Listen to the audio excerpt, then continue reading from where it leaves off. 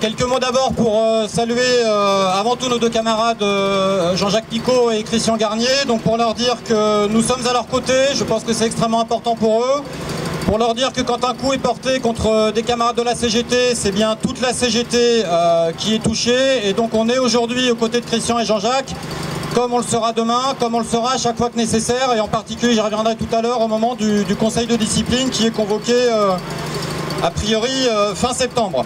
La fédération et l'ensemble des organisations présentes souhaitent réaffirmer que l'action du 25 mai est une action à caractère syndical et collectif, et que donc il serait d'une injustice totale que nos deux camarades fassent les frais de la situation de tension qui a été créée notamment le 25 mai, situation de tension dont le gouvernement, par sa volonté forcenée de s'attaquer à nos conquêtes sociales et par son refus de tout processus démocratique de discussion avec les organisations syndicales, donc ce gouvernement qui porte l'entière responsabilité de la situation de tension sociale créée dans ce pays.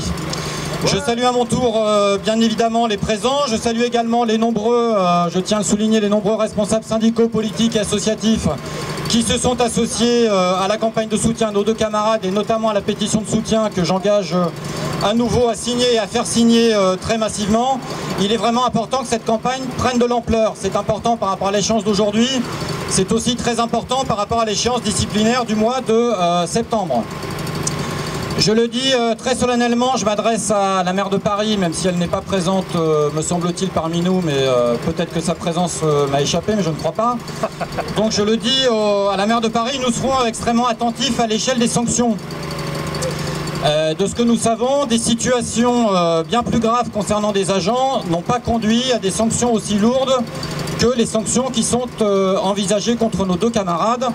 Et donc si la ville devait effectivement procéder à des sanctions aussi lourdes, on sera donc bien sur une décision éminemment politique. Et bien évidemment, nous en tiendrons compte. Donc nous demandons et nous exigeons que nos deux camarades restent dans les effectifs de la ville de Paris. Nous n'accepterons pas que nos camarades soient révoqués. Nous n'accepterons pas, parce que c'est aussi envisagé qu'ils soient mis à la retraite d'office.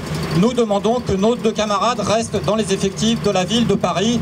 Et il serait absolument incompréhensible qu'un exécutif qui se réclame encore du camp du progrès social procède à des sanctions d'une gravité inédite dans la fonction publique territoriale et plus largement dans la fonction publique. Voilà, je ne serai pas plus long, mais donc surtout, nous vous engageons à être extrêmement nombreuses et nombreux, en particulier au moment du rassemblement que nous organiserons quand le conseil de discipline sera convoqué, donc a priori fin septembre.